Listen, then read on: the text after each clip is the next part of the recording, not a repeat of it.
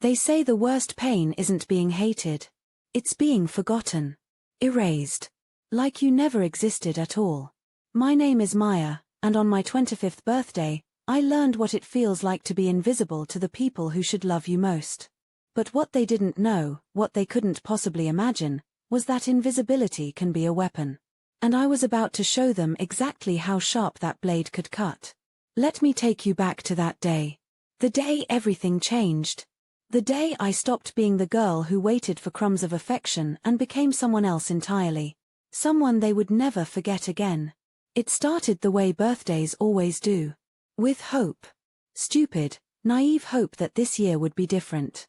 That this year, someone would remember. Someone would care. I woke up at 6:30 in the morning. The sun was just starting to filter through my apartment curtains, painting everything in soft gold. I lay there for a moment, staring at the ceiling, feeling that familiar flutter of anticipation in my chest. 25. A quarter of a century. It felt like it should mean something. Feel like something significant. My phone was on the nightstand. I reached for it automatically, the way you do when you're expecting something. A text. A call. A notification that proves you matter to someone in this world. Nothing. Well, not nothing. 3 promotional emails. A reminder about my car insurance payment. A notification that someone I barely knew from high school had posted a story. But nothing from my family. Nothing from Mom or Dad or my sister Sophia or even my brother Marcus. It's still early, I told myself. They're probably still asleep. They'll call later. They always remember eventually. I got up and made myself coffee. Special coffee, the expensive kind I saved for occasions. Because it was my birthday and I deserved something nice even if I had to give it to myself. I sat at my kitchen table, scrolling through social media while I waited for the phone to ring. 8 a.m. came and went. Then 9. By 10 o'clock, I'd checked my phone so many times I'd memorized every icon on the screen. Still nothing. I tried to distract myself. I cleaned my apartment even though it was already clean. I went for a run even though I hate running. I took a long shower and did my makeup carefully, telling myself I was doing it for me, not because I was hoping someone would show up at my door with a surprise. Noon arrived. The silence was deafening. I sat on my couch, staring at my phone like it was a bomb that refused to detonate. My chest felt tight. My throat ached with tears I refused to let fall. Because crying would mean admitting how much it hurt. How much I'd hoped. How desperately I wanted to matter. At 1 p.m., I broke. I opened the family group chat. The one that was usually full of messages and updates and photos. I scrolled up through the recent messages, looking for any mention of my birthday. Any sign that someone had remembered. What I found instead made my blood run cold. 3 days ago, Mom had posted in the chat, "Don't forget, Sophia's thesis presentation is this weekend. So proud of my brilliant girl." 2 days ago, Dad had replied, "We'll all be there. Wouldn't miss it for the world."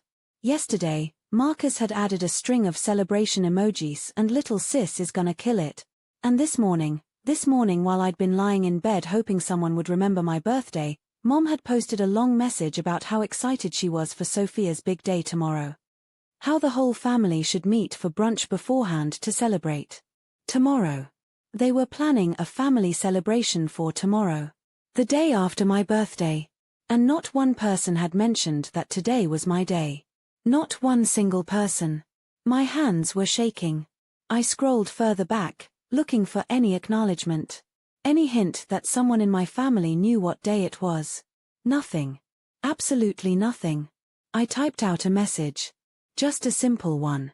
"Hey everyone, hope you're all having a good day." I added a subtle smiley face. Not too desperate. Not too obvious. Just a gentle reminder that I existed. I hit send and watched the message appear in the chat. Then I watched the read receipts pop up one by one. Mom. Dad. Sophia. Marcus. They all saw it. All of them. And not one responded. I set the phone down carefully, afraid that if I held it any longer I might throw it across the room. My vision was blurring. My breath was coming in short, Painful gasps. This wasn't just forgetting. This was active ignorance. They'd seen my message and chosen not to respond. On my birthday. The tears came then. Hot and angry and full of a hurt so deep I didn't have words for it. I cried alone in my apartment, surrounded by the special coffee I'd made myself and the careful makeup I'd applied for no one and the stupid, pathetic hope that someone would remember I was alive. By 3 p.m., I'd cycled through grief and landed on something else. Something colder. I wiped my face and opened social media again. This time, I went to Mom's profile. What I saw there shattered what was left of my composure. She'd posted a photo. 1 hour ago. A picture of Sophia at her thesis presentation setup, surrounded by her research posters. The caption read, "My brilliant daughter presenting her master's thesis tomorrow. 4 years of hard work paying off. I've never been more proud. Sophia, you are extraordinary. Can't wait to celebrate you." 47 likes. 23 comments. All from family and friends, gushing about how amazing Sophia was. How proud they all were. How she was going to change the world. I scrolled down. Dad had shared Mom's post with his own caption, "That's my girl. Brilliance and beauty, just like her mother." Marcus had posted a throwback photo of him and Sophia as kids with the caption, "Little sis grew up to be a genius." Who saw that coming? So proud of you, Soph.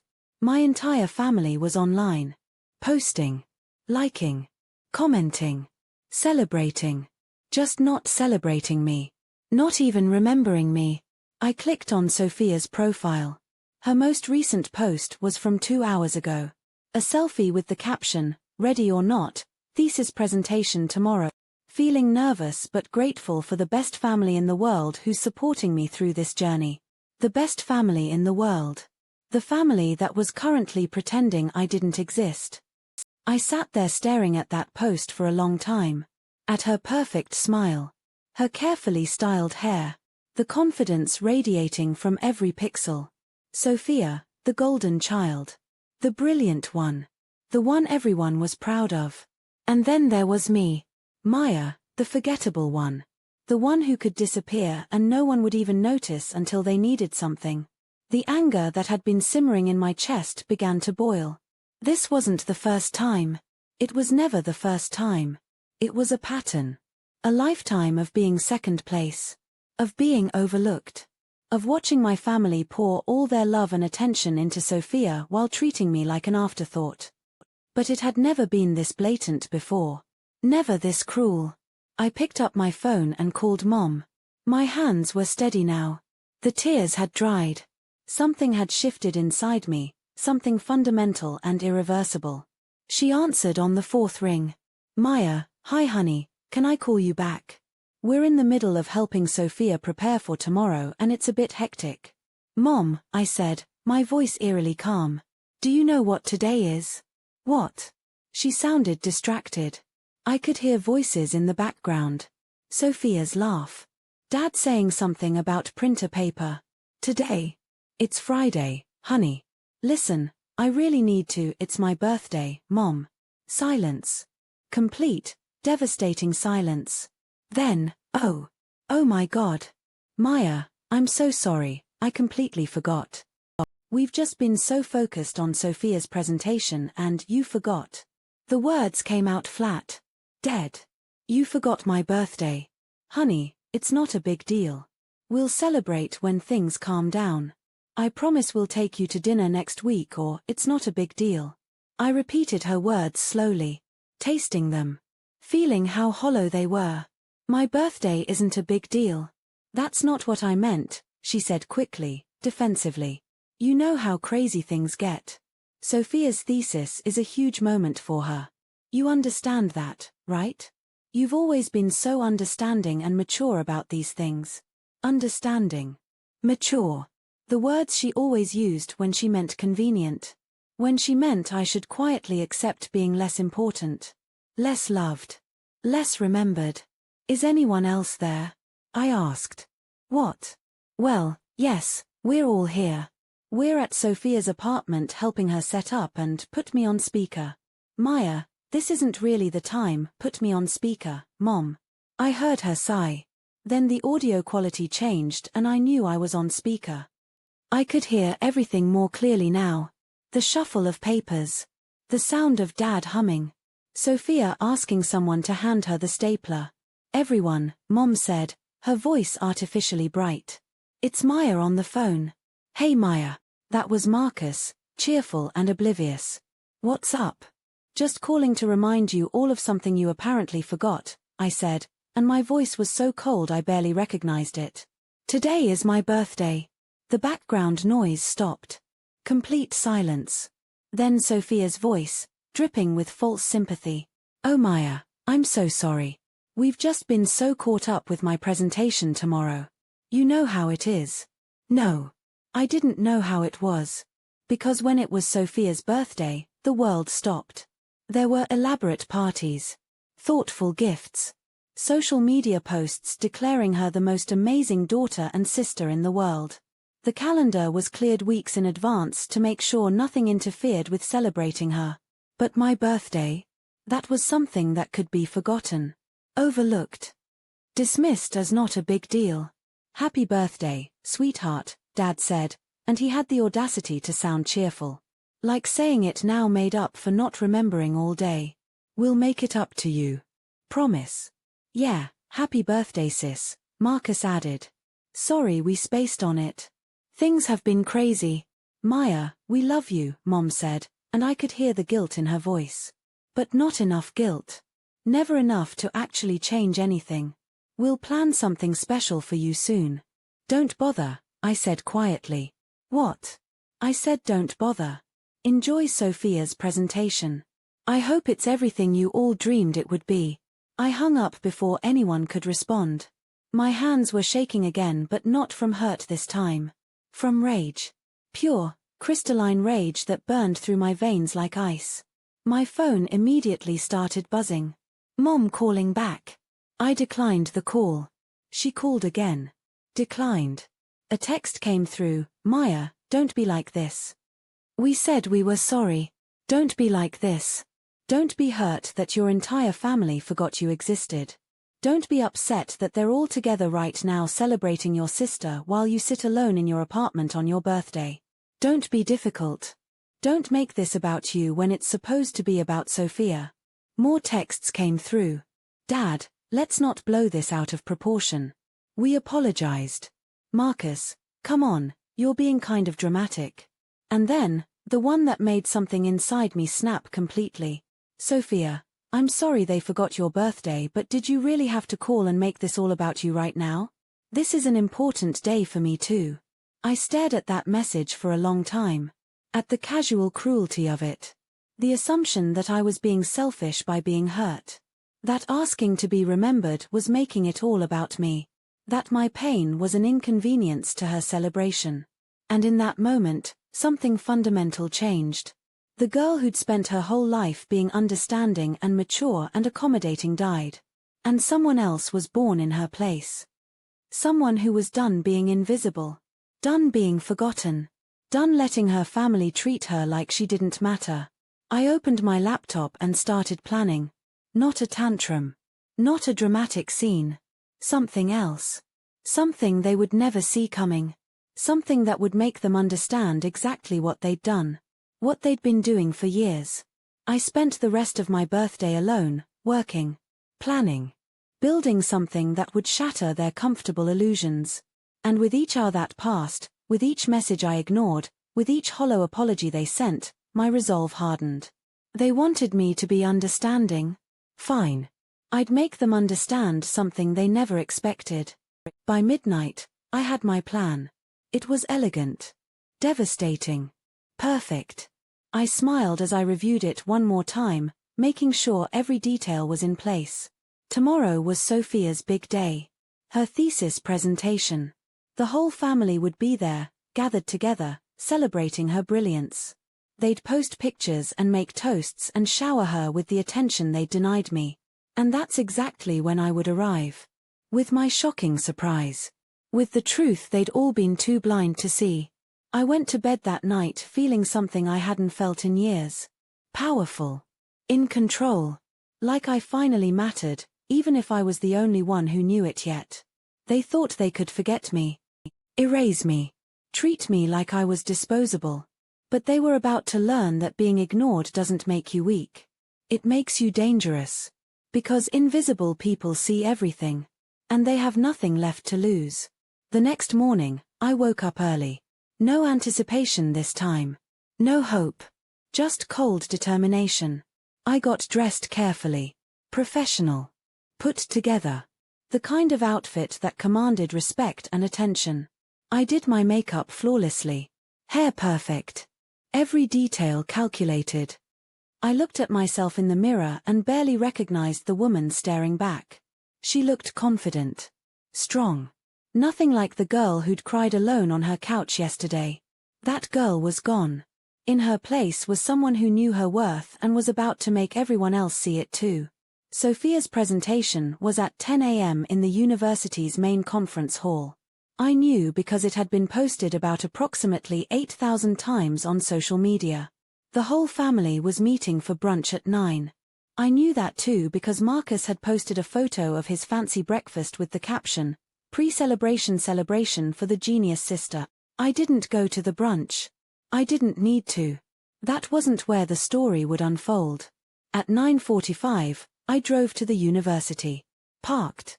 Sat in my car for a moment, gathering myself. This was it. The moment I'd been planning all night. The moment everything would change.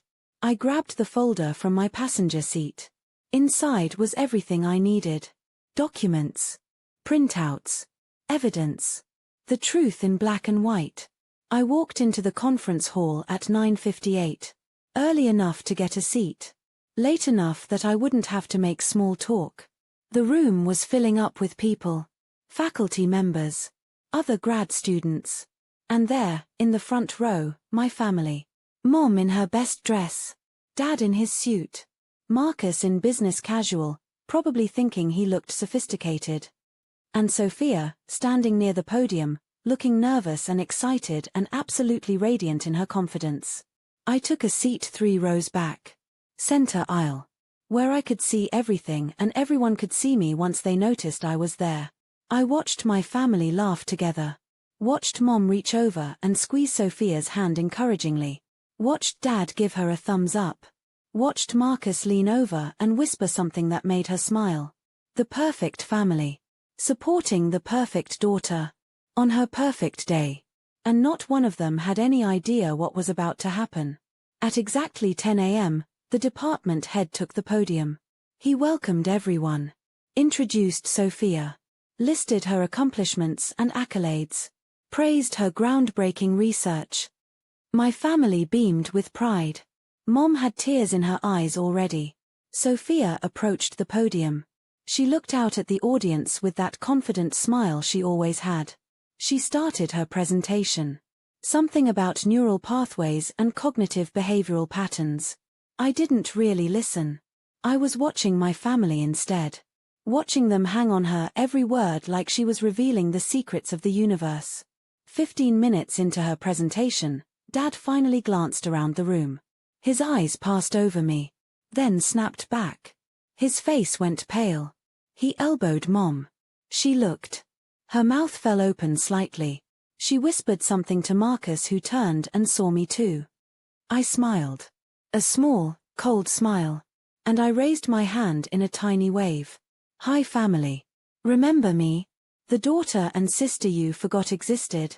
Mom immediately pulled out her phone. I saw her typing furiously. My phone buzzed in my purse. I didn't check it. Marcus was staring at me with an expression I couldn't quite read. Concern? Confusion? Fear that I was about to make a scene? Sophia was oblivious. She was too focused on her presentation. On looking brilliant for all these important people. She didn't notice the disruption I'd caused just by existing in the same space as her. I waited. Patient. Silent. Letting my presence alone unsettle them. Letting them wonder what I was doing here. What I was planning. Whether I was about to ruin Sophia's perfect moment the way she and the rest of them had ruined my birthday. The presentation continued. 20 minutes. 30. Sophia was actually good. I could admit that. She was articulate and knowledgeable and genuinely passionate about her research. In another life, I might have been proud of her. But not in this life. Not after yesterday. Not after a lifetime of being her shadow. Finally, Sophia finished. The audience applauded. The department head returned to the podium to thank her and open the floor for questions. This was the moment. The part of the presentation where faculty and peers could ask about her research, challenge her findings, engage in academic discourse. Several professors asked questions. Sophia answered them confidently. Mom and Dad looked like they might burst with pride. This was their moment. Their brilliant daughter showing off for everyone who mattered in her field. Then I stood up. The movement caught everyone's attention. Sophia's eyes found me in the audience and her confident smile faltered. Just for a second. Just long enough for me to see the flash of panic cross her face. I have a question, I said, my voice carrying clearly through the hall. The department head looked at me curiously. Of course. Please go ahead. I opened my folder. Pulled out the first document. Your research focuses on cognitive behavioral patterns in response to familial stress, correct? Sophia nodded slowly, her eyes fixed on the folder in my hands. Yes, that's right. And you specifically studied how childhood experiences of parental favoritism affect long-term emotional regulation and self-worth in adult siblings. That's a simplified version, but yes. Her voice was cautious now. She knew. Somehow she knew where this was going. Fascinating, I said, and my tone was pleasant. Conversational. Deadly. Because I couldn't help but notice some inconsistencies in your data collection methodology. You state that you interviewed 30 sibling pairs about their experiences with parental favoritism. But according to this, I held up a document, your IRB approval was only for 25 pairs. And your actual dataset shows results from 28 interviews. So which number is accurate? The room went very quiet. Academic misconduct was serious. Falsifying data could ruin a career before it even started. Sophia's face went from confident to panicked in seconds. There must be a clerical error. I can clarify the numbers. Please do, the department head said, his tone sharp now. Concerned. But that's not the most interesting discrepancy, I continued, pulling out another document. Your thesis includes several case studies of siblings who experienced severe emotional neglect due to parental favoritism. Case studies you claim demonstrate the lasting psychological damage of being the unfavored child. Case study 7 is particularly compelling. The subject describes feeling invisible to their family, forgotten on important occasions, constantly overshadowed by a more accomplished sibling. I paused. Let the words hang in the air. Sophia's face was white now. She knew exactly which case study I was talking about. The thing is, I said softly, I recognize this case study. Because I'm case study 7. You used me as research data without my knowledge or consent. You took my pain, my experiences, our family's dysfunction, and you turned it into your thesis. You interviewed me about my feelings of being overlooked and unloved, but you told me it was just sisterly bonding. Just checking in on how I was doing. I trusted you with my deepest hurts and you made them part of your research without telling me. The gasps in the audience were audible. Using human subjects without informed consent was a massive ethical violation. Career-ending. Possibly degree-revoking. Mom stood up. Maya, what are you doing? Asking questions, I said calmly. It's part of the academic process. Isn't that right, Dr. Harrison? I addressed the department head directly. He looked torn between curiosity and concern. If what you're saying is true, this is a serious matter. Miss Sophia, did you conduct research on your sister without proper informed consent? Sophia opened her mouth. Closed it. Her eyes were shining with tears now. She's misunderstanding. I didn't use her specifically. The case studies are composites. Are they? I pulled out another document. Because this is a transcript of a conversation we had 6 months ago. A conversation you recorded without telling me. I found the file on your laptop when I borrowed it to print something. Do you remember what I told you that night, Sophia? I told you about the birthday 3 years ago when everyone forgot me because they were too busy planning your graduation party. I told you how it felt to be erased. And here it is, word for word, in Case Study 7. I read directly from the transcript. Subject reported feelings of worthlessness and invisibility after family members failed to acknowledge their birthday, instead prioritizing celebration of siblings' academic achievement. Subject stated, quote, "It felt like I died and no one noticed," end quote. My voice cracked slightly on those last words. Not because I was acting, but because saying them out loud, in front of all these people, made it real in a way it hadn't been before. Those are my words, I said quietly. My pain. My life. And you used them without asking. You built your entire thesis on the emotional trauma you and our family caused me. You made a career out of studying the very favoritism you benefited from. The neglect you participated in. The department head looked at Sophia with an expression that was no longer impressed. This is very serious. If you conducted research on your sister without informed consent, that's an IRB violation. If you falsified data or misrepresented your sample size, that's academic misconduct. I'm going to need you to provide documentation of all your research procedures immediately. Sophia was crying now. Real tears streaming down her perfect face.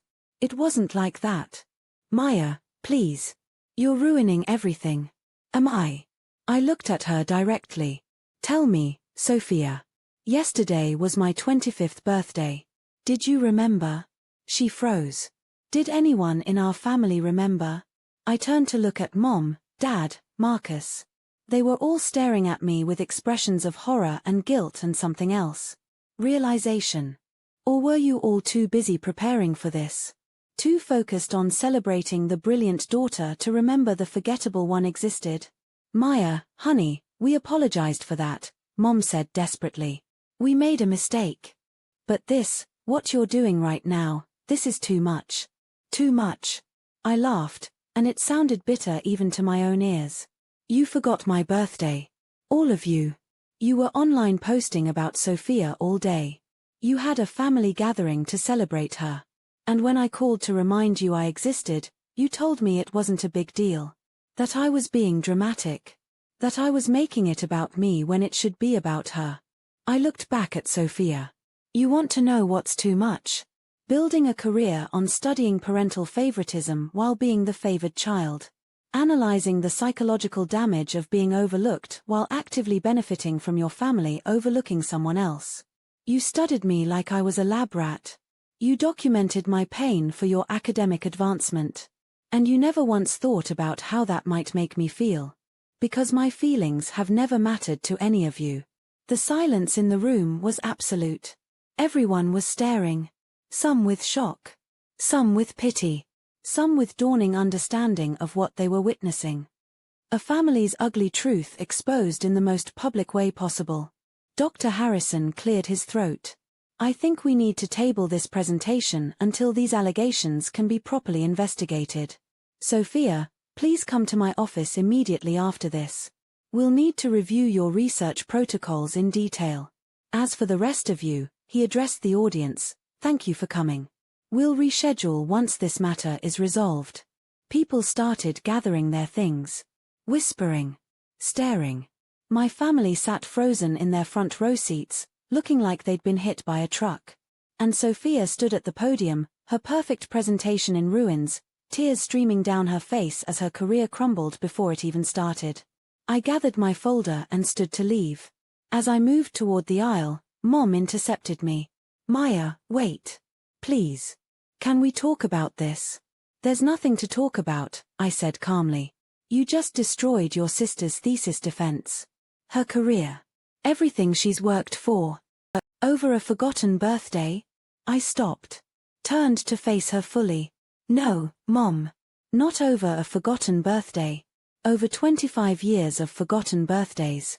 25 years of being second place. 25 years of watching you pour all your love and pride and attention into Sophia while treating me like an afterthought. 25 years of being told I'm being too sensitive when I point out how unequally you treat us. 25 years of being invisible in my own family. That's not fair, Dad interjected, approaching us. We love you both equally. Do you? I challenged him. Then tell me, without looking at your phone, when is my birthday? He opened his mouth. Closed it. Couldn't answer. And you, Mom? Name one accomplishment of mine you've posted about on social media in the last year. She stammered. Well, there was. I got promoted to senior analyst 3 months ago, I said flatly. I'm managing a team of 12 people at 25 years old. Did you know that? Did you congratulate me? Did you tell anyone you were proud of me? Her silence was answer enough. Sophia got accepted into a master's program and you threw a party, I continued, my voice steady despite the emotion churning in my chest. You invited 50 people. You made a slideshow. You gave speeches about how brilliant and accomplished she was. I got my dream job after graduating top of my class and you texted me congrats honey with a thumbs up emoji. Maya, we're sorry, Marcus said, finally finding his voice. We didn't realize it was this bad. That you felt this way. Felt this way? I repeated incredulously. Marcus, you live 15 minutes from me. When's the last time you invited me to hang out? When's the last time you called me just to talk? But you and Sophia get brunch every Sunday. You went to her apartment last night to help her prepare. You've been to my apartment exactly once in the 2 years I've lived there. He looked down at his feet. Ashamed but not surprised. Because deep down, they all knew. They'd always known. They just hadn't cared enough to change. Sophia approached us, her eyes red from crying. Maya, I'm sorry. I really am. But did you have to do this here? In front of everyone? You could have told me privately about the consent issue. We could have fixed it. Like you fixed forgetting my birthday? I asked coldly. You sent me a text telling me I was making it all about me. Dismissing my hurt because it was inconvenient to your celebration. That's when I realized something, Sophia. You don't actually see me as a person. None of you do. I'm just a supporting character in your story. Someone who's supposed to be understanding and mature and invisible when necessary. That's not true, she protested weakly. Isn't it? I pulled out my phone and opened social media. Look at Mom's profile. How many posts about you versus posts about me in the last year? I didn't wait for her to answer. I already knew. 53 posts about Sophia. Her achievements. Her milestones. Her ordinary days made extraordinary by Mom's captions about how lucky she was to have such an amazing daughter. 3 posts that mentioned me. 2 were family photos where I happened to be present. 1 was from Christmas. I wasn't even tagged in any of them. Look at the family group chat, I continued. Count how many times someone asks me about my life versus how many times you talk about yours. Count how many times my accomplishments are celebrated versus how many times yours are. We didn't realize, Dad said again, his voice hollow. Maya, we really didn't see it. But destroying Sophia's career isn't the answer. I didn't destroy anything, I said firmly. I asked legitimate questions about research ethics. If Sophia's career is destroyed, it's because she violated those ethics. She used me as research data without consent. She recorded our private conversations without telling me. She built her thesis on studying favoritism while being complicit in it. Those are facts. Not revenge. But the timing, Mom said desperately. Doing this today, at her presentation, you knew what it would do. Yes, I agreed. I knew. Just like you knew what forgetting my birthday would do. Just like you knew what years of treating me like I matter less would do. The difference is, you didn't care. I wanted you to understand. To feel a fraction of what I've felt my whole life. To know what it's like to have your most important moment ruined because someone else couldn't be bothered to care. A security guard was approaching. Probably to clear the room. Time was running out for this confrontation. I have one more thing to say, I told them, looking each of them in the eye. I'm done. Done trying to earn your attention. Done settling for scraps. Done pretending it doesn't hurt to be invisible. As of right now, I'm removing myself from this family dynamic. Don't call me. Don't text me. Don't expect me to show up for holidays and birthdays and celebrations where I'm treated like an obligation rather than a person you actually want around. Maya, you can't be serious, Mom gasped. You're our daughter. Our family. Am I? I asked softly. Because family doesn't forget you exist. Family doesn't dismiss your pain as drama. Family doesn't study your trauma for academic advancement. Whatever this is, whatever we've been, it isn't family. Not really. And I'm done pretending otherwise. I turned and walked away. Out of the conference hall. Down the corridor. Into the parking lot where the sun was shining too brightly for how dark I felt inside. Behind me, I could hear Mom calling my name. Marcus running to catch up. But I didn't stop. Didn't turn around. Just kept walking until I reached my car. I sat in the driver's seat, hands shaking on the steering wheel, and let myself feel everything I'd been holding back. The anger. The hurt. The deep, aching grief of realizing that the people who should love you most have been failing you for years and never cared enough to notice. My phone started ringing. Mom. I declined the call. It rang again. Dad. Declined. Marcus. Sophia. Over and over, they called. And over, I declined. Finally, a text from Sophia. I hope you're happy. You got what you wanted. You destroyed me. I stared at that message for a long time. Then I typed my response. I didn't destroy you. I revealed you. There's a difference. I blocked her number. Then Mom's. Dad's. Marcus's. One by one, I cut the threads that had been holding me to a family that never really saw me. The drive home was a blur. I walked into my apartment and stood in the middle of my living room, feeling the weight of what I'd just done settle over me. I'd blown up my entire family. Exposed their dysfunction in the most public way possible. Ruined my sister's career. Cut ties with everyone I'd ever known. And I felt free. Terribly, painfully free. My phone buzzed. A call from an unknown number. Against my better judgment, I answered. Hello. Maya. It's Dr. Harrison from the university. The department head. My chest tightened. I wanted to thank you for bringing those research ethics concerns to my attention. We take these matters very seriously. Okay, I said cautiously. I've reviewed the documentation you provided. The discrepancies in the data. The informed consent issues. I need to conduct a full investigation, but I wanted you to know that we'll be handling this appropriately. If you were indeed used as a research subject without proper consent, that's a serious violation. What happens to Sophia? I asked, not sure what answer I wanted to hear. That depends on what the investigation reveals. At minimum, her thesis will need significant revisions. At worst, well, we'll cross that bridge when we come to it. But Maya, I also wanted to say something else. What you described in that conference hall, about being overlooked and forgotten by your family, that took courage to share. And whether or not you realize it, you articulated something important about the very research Sophia was supposedly conducting. Sometimes the people studying pain are the ones inflicting it. His words hit me harder than I expected. I thanked him and ended the call, then collapsed onto my couch. Emotionally exhausted. Drained. But also, somehow, at peace. The rest of the day passed in a strange haze. I ordered food I didn't eat. I tried to watch TV but couldn't focus. I kept checking my phone, even though I'd blocked everyone. Kept waiting for something to happen. Some consequence. Some fallout. Around 8 p.m., there was a knock on my door. I looked through the peephole and saw Aunt Linda. Mom's sister. We'd always been closer than I was with my immediate family. She was the one who remembered my birthday. Who called just to check on me. Who actually seemed to see me as a person rather than just Sophia's sister. I opened the door. Aunt Linda.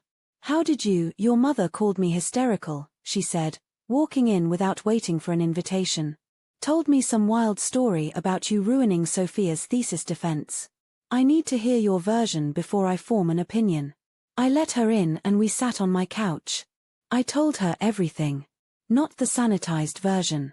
Not the version where I was the villain who overreacted. The real version. 25 years of being invisible. Yesterday's forgotten birthday. The family group chat. The social media posts. Sophia's case studies. All of it. Aunt Linda listened without interrupting. When I finished, she was quiet for a long moment. Then she said something I didn't expect. I knew. I stared at her. What? I've always known how they treat you differently. I've tried to talk to your mother about it. Multiple times. She'd get defensive, say I was imagining things, that she loved you both equally. But I saw it, Maya. At every family gathering, every holiday. The way they light up when Sophia walks in a room. The way they dim when it's you. Like you're the appetizer before the main course. Tears burned my eyes. Having someone finally validate what I'd experienced for so long felt like being given permission to breathe after drowning for years. What you did today, Aunt Linda continued carefully, was harsh. Public. It's going to have consequences. But Maya, honey, sometimes people don't understand their cruelty until you hold up a mirror and make them see it. Your family has been hurting you for a long time. They just never had to face what that hurt looked like until today. Do you think I went too far? I asked. She considered this. I think you went exactly as far as you needed to go. Could you have handled it differently? Sure. But would they have listened? Would they have changed?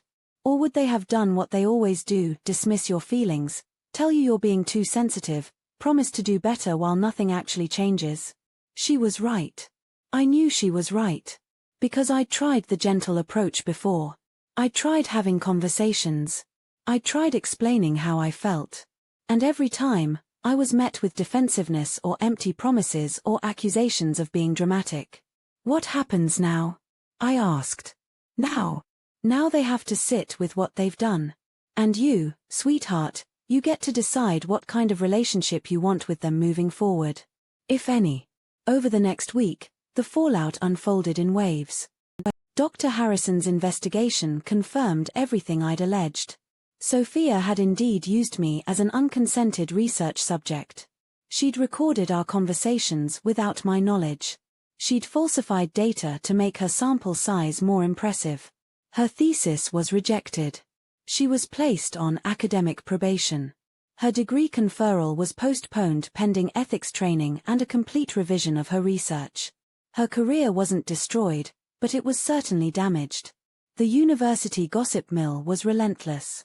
Everyone knew what happened. Everyone had an opinion. Mom called Aunt Linda repeatedly, begging her to convince me to talk to them. I refused. Dad sent long emails that I deleted without reading. Marcus showed up at my apartment twice. I didn't answer the door. Sophia sent one final text from a new number before I blocked that too. I lost everything because of you. I hope you're satisfied. I wasn't satisfied. But I wasn't sorry either. What I was, surprisingly, was lighter. Like I'd been carrying a weight I didn't realize was crushing me until I finally put it down. The constant anxiety of waiting for my family to notice me, to value me, to love me the way they loved Sophia, it was gone. And in its absence was space. Space to breathe. Space to exist. Space to figure out who I was when I wasn't performing the role of the understanding, mature, invisible daughter. 3 months later, I was thriving. My career was flourishing. I'd started therapy to unpack years of emotional neglect. I'd made new friends who actually wanted me around. I'd discovered hobbies I enjoyed rather than activities I thought might impress my family. And I'd started dating someone who, on our 3rd date, asked me what my favorite childhood memory was. I realized I couldn't think of one that didn't involve me being alone or feeling forgotten. He looked at me with such genuine sadness and said, "Then let's make new memories. Better ones." That's when I knew I'd made the right choice. Because someone who barely knew me cared more about my happiness than the family I'd spent my whole life trying to please. My birthday came around again. Year 26. I woke up to texts from Aunt Linda, my new friends, my boyfriend. People who actually remembered. People who actually cared. There was also an email from Mom. Subject line, "Please read this." Against my better judgment, I opened it. "Maya, I know you told us not to contact you. I know you probably won't even read this. But I have to try. Your aunt showed me something yesterday. She showed me her phone, all the texts she sent you over the years. All the calls. All the birthday wishes and check-ins and invitations. Then she showed me our family group chat. Made me scroll through a year's worth of messages. Made me count how many were about Sophia versus you. Made me look at my own social media posts. My camera roll. Our family photo albums. Maya, I saw it. Really saw it for the first time.